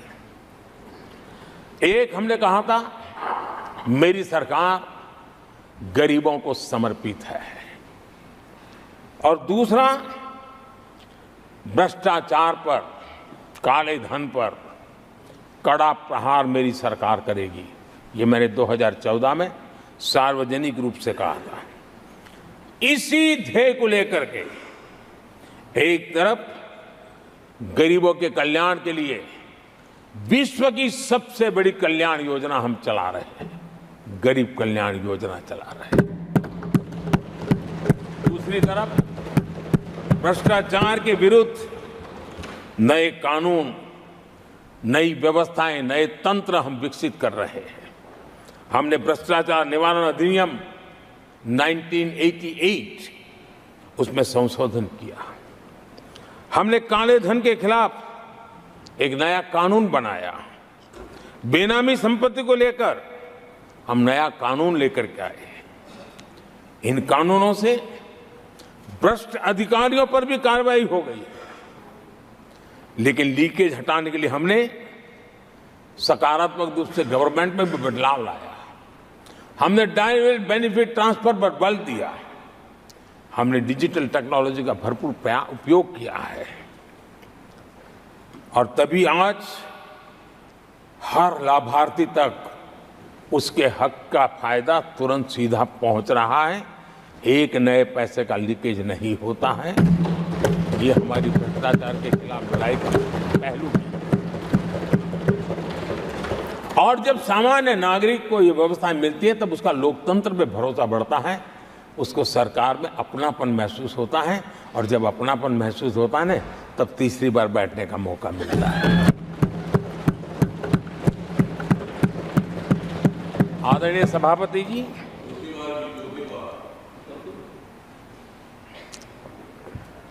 मैं निसंकोच रूप से कहना चाहता हूं, लाग लपेट नहीं रखता हूं, और मैं देशवासियों को भी कहना चाहता हूं कि मैंने एजेंसियों को भ्रष्टाचार और भ्रष्टाचारियों पर कड़ों से कठोर कार्रवाई करने के लिए खुली छूट दे के रखी है।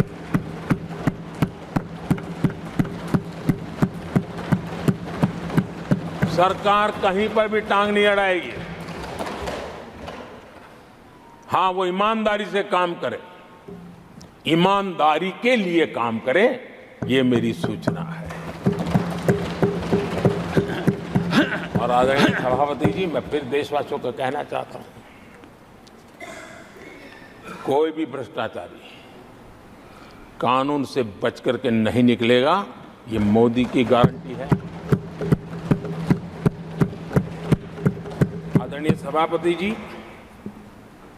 राष्ट्रपति जी ने अपने संबोधन में पेपर लीक को एक बड़ी समस्या बताया है। मेरी अपेक्षा थी कि सारे दल दलीय राजनीति से ऊपर उठकर इस पर अपनी बात रखते हैं, लेकिन दुर्भाग्य से इतना संवेदनशील महत्वपूर्ण मुद्दा भी, मेरे देश के नौजवानों के भविष्य के साथ जुड़ा मुद्दा भी इन्होंने राजनीति के भेंट चढ़ा दिया। इससे बड़ा दुर्भाग्य क्या हो सकता है। मैं देश के नौजवानों को आश्वस्त करता हूं कि आपको धोखा देने वालों को ये सरकार छोड़ने वाली नहीं है। मेरे देश के नौजवानों के भविष्य के साथ खिलवाड़ करने वालों को सख्त से सख्त सजा मिले, इसके लिए एक के बाद एक एक्शन लिए जा रहे हैं। संसद में इन गड़बड़ियों के खिलाफ सख्त कानून भी हमने बनाया है। हम पूरी सिस्टम को मजबूती दे रहे हैं कि भविष्य में मेरे देश के नौजवानों को आशंका भरी स्थिति में भी रहना न पड़े। पूरे विश्वास के साथ वो अपने सामर्थ्य को प्रदर्शित करें और अपने हक का प्राप्त करें, इस बात को लेकर के हम काम कर रहे हैं। आदरणीय सभापति जी, यहाँ कुछ आरोप लगाने की फैशन है, लेकिन कुछ आरोप ऐसे उसके जवाब घटनाएं खुद दे देती है और प्रत्यक्ष को प्रमाण की कोई जरूरत नहीं होती है। जम्मू कश्मीर में हाल में हुए लोकसभा चुनाव में मतदान के जो आंकड़े हैं वो पिछले 4 दशक के रिकॉर्ड को तोड़ने वाले हैं। और इसको सिर्फ कोई घर से गया बटन दबा के आया इतना नहीं है, भारत के संविधान को स्वीकृति देते हैं, भारत के लोकतंत्र को स्वीकृति देते हैं, भारत के इलेक्शन कमीशन को स्वीकृति देते हैं। ये बहुत बड़ी सक्सेस है आदरणीय सभापति। देशवासी जिस पल की प्रतीक्षा करते थे वो आज इतनी सहज सरलता के सामने दिख रही है। आदरणीय सभापति, बीते अनेक दशकों में बंद, हड़ताल, आतंकी धमकियां, इधर उधर बम धमाके की कोशिशें एक प्रकार से लोकतंत्र पर ग्रहण बनी हुई थी। आज इस बार लोगों ने संविधान पर अटूट विश्वास रखते हुए अपने भाग्य का फैसला लिया है। मैं जम्मू कश्मीर के मतदाताओं को विशेष रूप से बधाई देता हूं।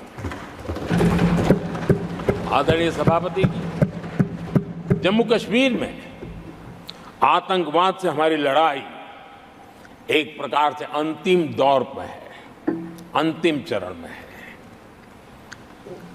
आतंक के बचे हुए नेटवर्क को भी हम सख्ती से नेस्त नाबूद करने के लिए पूरी व्यूहरचना के साथ आगे बढ़ रहे हैं। बीते 10 वर्षों में पहले की तुलना में आतंकी घटनाओं में बहुत गिरावट आई है। अब पत्थरबाजी की खबरें भी शायद ही किसी कोने में एक आध बार आ जाए तो आ जाए। अब जम्मू कश्मीर में आतंक और अलगाव खत्म हो रहा है और इस लड़ाई में जम्मू कश्मीर के नागरिक हमारी मदद कर रहे हैं, नेतृत्व कर रहे हैं। ये सबसे जरा विश्वास पैदा करने वाली बात है। आज वहां टूरिज्म नए रिकॉर्ड बना रहा है, निवेश बढ़ रहा है। आदरणीय सभापति जी, आज जो नॉर्थ ईस्ट को लेकर सवाल उठाते हैं, उन्होंने नॉर्थ ईस्ट को अपने हाल पर छोड़ के रखा था, क्योंकि उनकी जो चुनावी हिसाब किताब होता है, नॉर्थ ईस्ट से इतनी ही लोकसभा की सीटें हैं, क्या उससे राजनीति में फर्क पड़ता है? कभी कोई परवाह नहीं। उसे उनके नसीब पर छोड़ दिया था। हम नॉर्थ ईस्ट को आज देश के विकास का एक सशक्त इंजन बनाने की और ताकत से लगे। नॉर्थ ईस्ट पूर्वी एशिया के साथ ट्रेड, टूरिज्म और कल्चरल कनेक्टिविटी उसका गेटवे बन रहा है। और ये जो कहते हैं ना 21वीं सदी भारत की सदी, उसमें ये इनिशिएटिव बहुत बड़ा रोल प्ले करने वाला है। ये हमें स्वीकार करना है। आदरणीय सभापति जी, हमने नॉर्थ ईस्ट में गत 5 वर्ष में जो काम किया है, और अगर पुराने कांग्रेस के हिसाब से साथ उसको अगर तुलना कर दी जाए, हमने जितना काम 5 साल में किया है, इतना अगर उनको करना होता ना तो कम से कम 20 साल लग जाते, एक पीढ़ी और चली जाती। हमने इतना तेजी से काम किया है। आज नॉर्थ ईस्ट की कनेक्टिविटी उसके विकास का मूलभूत आधार है। उसको हमने प्राथमिकता दी है। और आज भूतकाल के सारे इंफ्रास्ट्रक्चर से कई गुना आगे हम निकल चुके हैं और हमने उसको करके दिखाया है।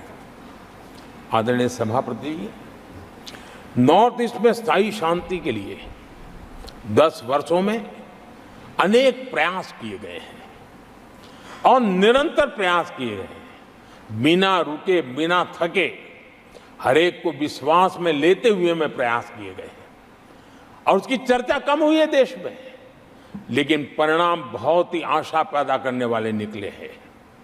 राज्यों के बीच सीमा विवाद संघर्षों को जन्म देता रहा है और आजादी से अब तक ये निरंतर चलता रहा है। हमने राज्यों को साथ बिठा करके सहमति के साथ जितने सीमा विवाद खत्म कर सकते हैं एक के बाद एक अकॉर्ड करते करते जा रहे हैं। रिकॉर्डेड है, सहमति की रिकॉर्ड है और उसके लिए जो सीमाओं में किसी को उधर जाना है, किसी को यहाँ आना है, कहीं रेखा यहाँ बनानी, कहीं रेखा वहां, वो सारे काम कर चुके हैं। आदरणीय सभापति जी, ये नॉर्थ ईस्ट की बहुत बड़ी सेवा है। हिंसा से जुड़े संगठन, जो हथियारबंद गिरोह थे, जो वहां लड़ाई लड़ते रहते थे, अंडरग्राउंड रह के लड़ाई लड़ते थे, हर व्यवस्था को चुनौती देते थे, हर काउंटर ग्रुप को चुनौती देते थे, खून खराबा होता रहता था। आज उनको साथ लेकर के स्थायी समझौते हो रहे हैं, शस्त्र सरेंडर हो रहे हैं। जो गंभीर गुनाहों के अंदर हैं वो जेल जाने के लिए तैयार हो रहे हैं, अदालत को फेस करने के लिए तैयार हो रहे हैं। न्याय तंत्र के प्रति भरोसा बढ़ना, संविधान के प्रति भरोसा बढ़ना, भारत के लोकतंत्र के प्रति भरोसा बढ़ना, भारत के गवर्नमेंट की रचना पे भरोसा करना, ये इसमें से अनुभव होता है और आज हो रहा है। आदरणीय सभापति जी, मणिपुर के संबंध में मैंने पिछले सत्र में विस्तार से बात कही थी, लेकिन आज मैं फिर से एक बार दोहराना चाहता हूं। मणिपुर की स्थिति सामान्य करने के लिए सरकार निरंतर प्रयासरत है। वहां जो कुछ भी घटनाएं घटी, 11,000 से ज्यादा एफआईआर की गई है। मणिपुर छोटा सा राज्य है, 11,000 एफआईआर की गई है, 500 से ज्यादा लोग अरेस्ट हुए हैं। आदरणीय सभापति जी, इस बात को भी हमें स्वीकार करना होगा कि मणिपुर में लगातार हिंसा की घटनाएं कम होती जा रही है। इसका मतलब शांति का आशा रखना, शांति पे भरोसा करना संभव हो रहा है। आज मणिपुर के अधिकांश हिस्सों में आम दिनों की तरह स्कूल चल रहे हैं, कॉलेज चल रहे हैं, दफ्तर और दूसरे संस्थान खुले रहे हैं। आदरणीय सभापति जी, मणिपुर में भी जैसे देश के अन्य भागों में परीक्षाएं हुई, वहां भी परीक्षाएं हुई हैं और बच्चों का अपनी विकास यात्रा जारी रखी है। आदरणीय सभापति, केंद्र और राज्य सरकार सभी से बातचीत करके शांति के लिए, सौहार्द रास्ता खोलने के लिए लगातार प्रयास कर रही है। छोटे छोटे इकाइयों को जोड़ करके इन ताने बाने को गूंथना एक बहुत बड़ा काम है और शांतिपूर्ण तरीके से हो रहा है। बीते समय में पहले की सरकारों में ऐसा नहीं हुआ है। गृह मंत्री स्वयं कई दिनों तक वहां रहे हैं, गृह राज्य मंत्री हफ्तों तक वहां रहे हैं और बार बार वहां जाकर के संबंधित लोगों को जोड़ने का प्रयास करते रहे हैं। आदरणीय सभापति जी, पॉलिटिकल लीडरशिप तो है ही, लेकिन सरकार के सभी वरिष्ठ अधिकारी जिसका जिसका इन काम से संबंध है, वे लगातार वहां फिजिकल जाते हैं, लगातार वहां संपर्क में रहते हैं और समस्या के समाधान के लिए हर प्रकार से प्रयासों को बल दिया जा रहा है।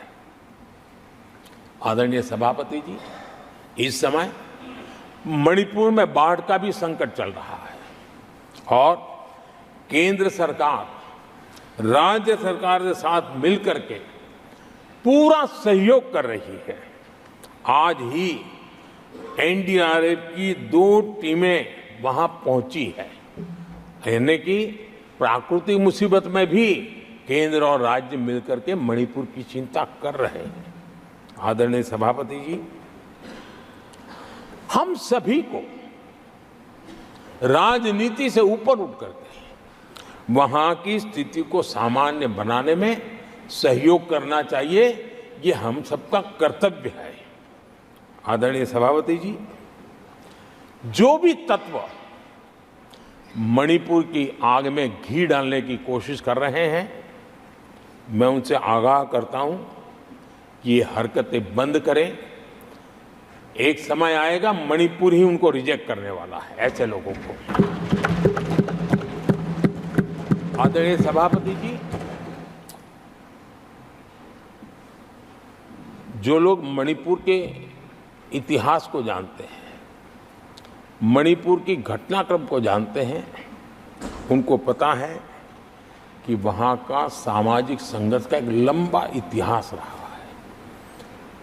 उस संघर्ष की मानसिकता की जड़ें बहुत गहरी हैं, इसको कोई नकार नहीं सकता है। और कांग्रेस के लोग ये न भूले कि मणिपुर में इन्हीं कारणों से 10 बार राष्ट्रपति शासन लगाना पड़ा है। इतने छोटे से राज्य में 10 बार प्रेसिडेंशियल रूल लगाना पड़ा है, राष्ट्रपति शासन लगाना पड़ा है।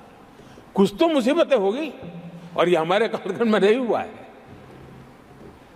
लेकिन फिर भी राजनीतिक फायदा उठाने के लिए वहां पर जिस प्रकार की हरकतें हो रही है,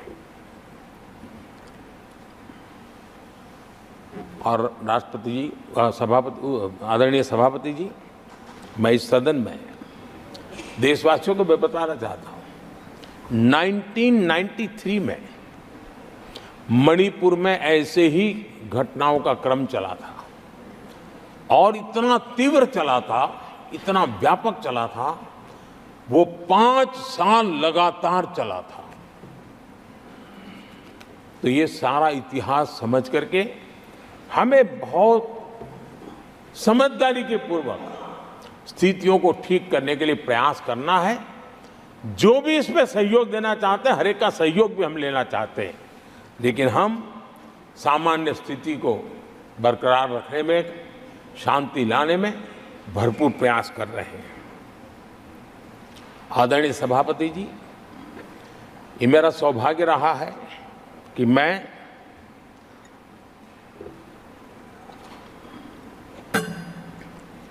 प्रधानमंत्री प्रधान सेवक के रूप में यहां आया। उसके पहले लंबे अरसे तक मुझे मुख्यमंत्री के रूप में सेवा करने का अवसर मिला था और इसके कारण मैं अनुभव से सीखा हूं कि फेडरलिज्म का महात्म्य क्या होता है, और उसी में से कोऑपरेटिव फेडरलिज्म और उसी में से कॉम्पिटिटिव कोऑपरेटिव फेडरलिज्म, इन विचारों को मैं बल देता आया हूं।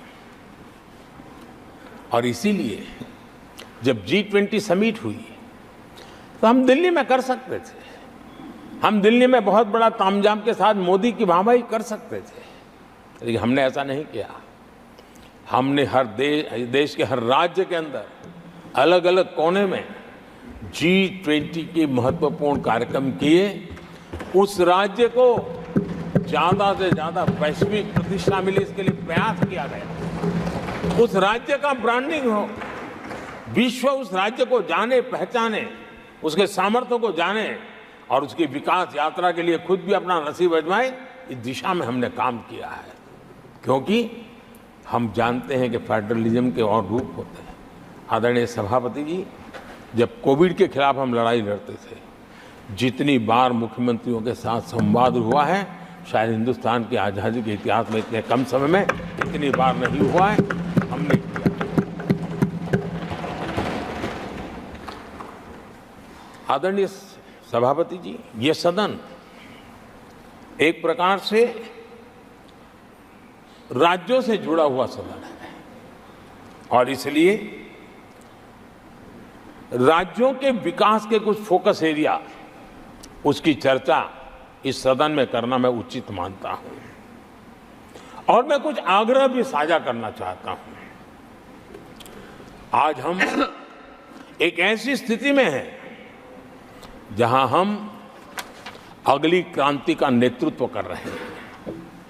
इसलिए सेमीकंडक्टर्स और इलेक्ट्रॉनिक मैन्युफैक्चरिंग जैसे सेक्टर्स में हर राज्यों ने बड़ी प्राथमिकता से साथ अपनी नीतियां बनानी चाहिए, योजनाओं लेकर के आगे आना चाहिए। और मैं चाहता हूं कि राज्यों के बीच विकास की स्पर्धा हो, निवेश आकर्षण करने वाली नीतियों में स्पर्धा हो और वो भी गुड गवर्नेंस के माध्यम से हो, स्पष्ट नीतियों के माध्यम से हो। मैं पक्का मानता हूं कि आज जब विश्व भारत के दरवाजे पर दस्तक दे रहा है तब हर राज्य के लिए अवसर है और जब ये राज्यों से जुड़ा हुआ सदन है तो मैं आग्रह करूंगा राज्यों से कि आप आगे आइए और विकास की यात्रा में आप भी उसका फायदा उठाइए। रोजगार सृजन में इस राज्यों के बीच स्पर्धा क्यों न होनी चाहिए।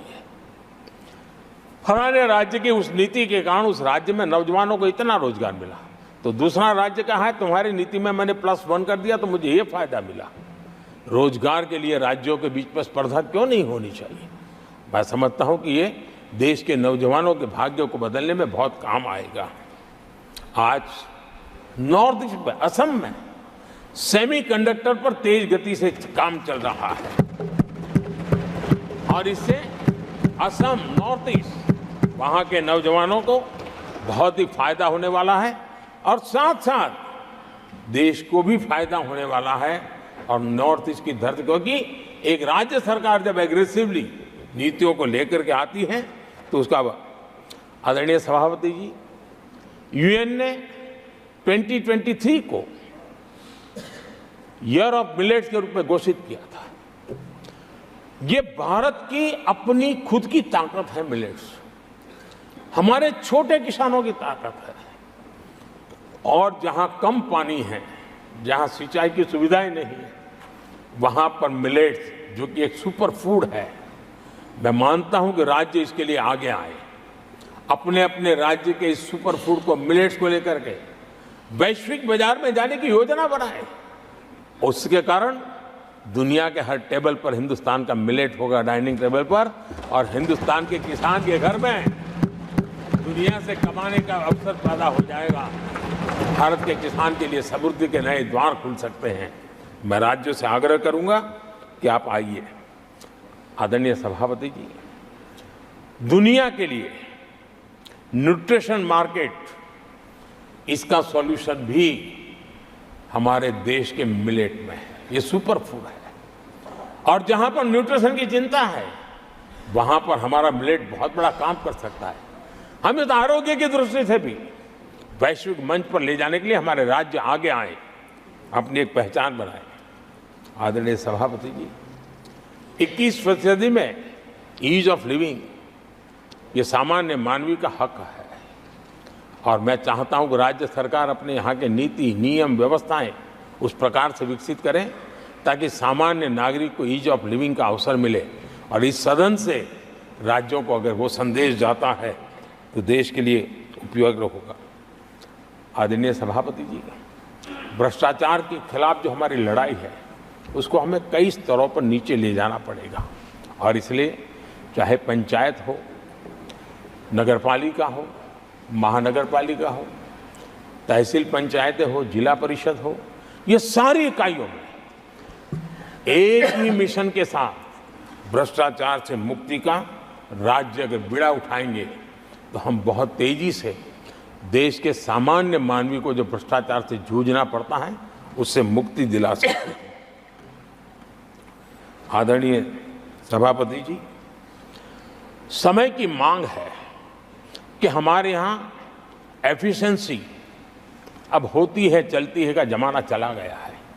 21वीं सदी में भारत को अगर भारत की सदी के रूप में अपने आप को प्रस्थापित करना है तो हमारे गवर्नेंस के मॉडल में, हमारे डिलीवरी के मॉडल में, हमारे निर्णय प्रक्रिया के मॉडल में एफिशिएंसी बहुत अनिवार्य है। मैं आशा करता हूँ कि सर्विस की स्पीड बढ़ाने में, निर्णयों की स्पीड बढ़ाने में एफिशिएंसी की दिशा में काम होगा। और जब इस प्रकार से काम होते हैं तो ट्रांसपेरेंसी भी आती है, इफ्स एंड बट्स भी नहीं रहते हैं और सामान्य मानवीय के हकों की रक्षा भी होती है और ईज ऑफ लिविंग, इसका एहसास हर नागरिक कर सकता है। आदरणीय सभापति जी, मेरा एक कन्विक्शन है और मैं मानता हूं कि आज समय की मांग है कि हमारे देश के नागरिकों के जीवन से सरकार की दखल जितनी कम हो उस दिशा में हमने प्रयास करना चाहिए। रोजमर्रा की जिंदगी में सरकार सरकार सरकार, अब हम उस दिशा में जा रहे हैं। तब हाँ, जिनको सरकार की जरूरत है, जिनके जीवन में सरकार की उपयोगिता आवश्यकता है, उनके जीवन में सरकार का अभाव नहीं होना चाहिए। लेकिन जो अपने बलबूते पर जीवन को आगे बढ़ाना चाहते हैं, सरकार का प्रभाव उनके रोकने का प्रयास न करें और इसलिए सरकार की दखल जितनी कम हो वैसी समाज और सरकार की व्यवस्थाओं को विकसित करने के लिए मैं राज्यों से आग्रह करता हूं कि आप आगे आइए। आदरणीय सभापति जी, क्लाइमेट चेंज के कारण प्राकृतिक आपदाओं की स्थिति बढ़ती जा रही है और वो किसी को एक कोने में करने वाला काम नहीं होता है। हमने सामूहिक रूप से मिलकर के काम करना होगा। राज्यों ने अपने सामर्थ्य बढ़ाना होगा ताकि प्राकृतिक आपदाओं को हम पूरा, पीने के पानी की व्यवस्था वो भी उतना ही महत्व देना होगा, सामान्य मानवीय को आरोग्य की सेवा वो भी उतना ही महत्व देना होगा। और मैं मानता हूं कि हमारे राज्यों में राजनीतिक इच्छा शक्ति के साथ इन मूलभूत कामों की दिशा में हमारे राज्य जरूर जुड़ेंगे। आदरणीय सभापति जी, ये दशक और ये सदी भारत की सदी है, लेकिन भूतकाल हमें कहता है कि अवसर तो पहले भी आए थे, लेकिन हम अपने ही कारणों से अपने अवसरों को खो चुके थे। अब हमें अवसर खोने की गलती नहीं करनी है। हमें अवसरों को ढूंढना है, हमें अवसरों को जकड़ना है और अवसरों के सहारे हमें अपने संकल्पों को सिद्ध करना है, उस दिशा में जाने का। इससे बड़ा कोई समय नहीं हो सकता है जो समय आज भारत के पास है, 140 करोड़ देशवासियों के पास है, विश्व के सबसे युवा आबादी वाले देश के पास है। और इसको जो देश हमारे साथ आजाद हुए थे वो हमसे आगे निकल चुके हैं, बहुत तेजी से आगे निकल चुके हैं। हम नहीं पहुंच पाए। हमें इस स्थिति को बदलना है और इस संकल्प को लेकर के हमें जिन देशों ने 80 के दशक में रिफॉर्म्स किए, वे आज बहुत तेजी से एक विकसित देश के रूप में खड़े हो गए हैं। हमें रिफॉर्म्स को बुरा मानने की जरूरत नहीं है, रिफॉर्म से कतराने की जरूरत नहीं है। और रिफॉर्म करते हैं तो खुद की सत्ता चली जाएगी, ऐसे भयभीत रहने की जरूरत नहीं है। सत्ता को हथियार रखने की कोई आवश्यकता नहीं है। जितनी भागीदारी बढ़ेगी, जितने निर्णय की शक्ति सामान्य मानवीय के हाथ जाएगी, मैं समझता हूं हम भी, भले हम शायद लेट हुए हो, लेकिन हम उस आकांक्षाओं को पूर्ण करने में उस गति को प्राप्त कर सकते हैं और हम अपने संकल्पों की सिद्धि कर सकते हैं। आदरणीय सभापति जी, विकसित भारत का मिशन ये किसी व्यक्ति का मिशन नहीं है, 140 करोड़ देशवासियों का है, किसी एक सरकार का मिशन नहीं है, देश की सभी सरकारी इकाइयों का मिशन है। और हम एक सूत्र में, एक संकल्प के साथ मिलकर के चलेंगे तो हम इन सपनों को साकार कर पाएंगे, ऐसा हमारा पक्का विश्वास है।